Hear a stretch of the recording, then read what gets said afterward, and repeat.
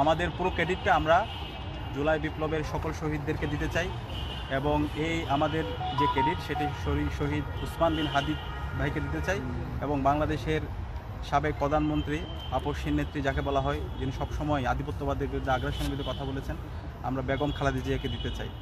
একই সাথে বাংলাদেশের সকল আজাদী আন্দোলনের শহীদদেরকে দিতে চাই। যোগসু নির্বাচনে এখানে কেউ জয় অথবা পরাজয় হয়নি, এর মাধ্যমে শিক্ষার্থীরা বিজয় হয়েছে, জগন্নাথ বিশ্ববিদ্যালয়ের শিক্ষার্থীরা বিজয় হয়েছে এবং বাংলাদেশের আজকে 5টি ক্যাম্পাসের নির্বাচন হয়েছে, ডাকসু, জাকসু, রাকসু, চাকসু এবং যোগসু।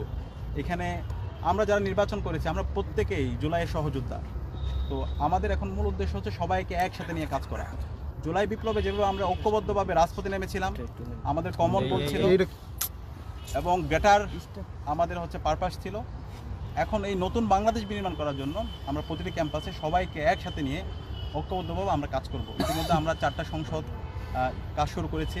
শিক্ষার্থীরা ইতিমধ্যে প্রতিটি ক্যাম্পাসে দৃশ্যমান পরিবর্তন দেখতে পেয়েছে এবং ইনশাআল্লাহ আমরা কথা দিচ্ছি আমরা শিক্ষার্থীদেরকে যে কমিটমেন্টগুলো দিয়েছি তা তো বাস্তবায়ন করবই এবং তার চেয়ে 5 গুণ বেশি কাজ করবো ইনশাআল্লাহ। এবং আমরা আমাদের ক্যাম্পাসগুলোতে এমন একটা স্ট্যান্ডার্ড আমরা নিয়ে যেতে চাই যেন আর ক্যাম্পাসে কখনো আর পিছনে না আসে।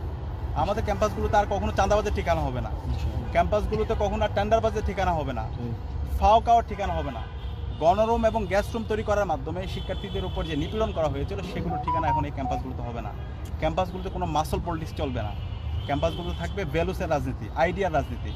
ইতিমধ্যে আমরা দেখতে পাচ্ছি সকল ছাত্র সংগঠনগুলো সেই প্রতিযোগিতা শুরু করেছে এবং আমরা আশা করছি ঢাকা বিশ্ববিদ্যালয় কেন্দ্রীয় ছাত্র সংসদ এবং অন্যান্য ছাত্র সংসদ আমরা সবাই একসাথে আমরা ঐক্যবদ্ধ আমরা আমাদের কাজগুলো করবো ইনশাআল্লাহ।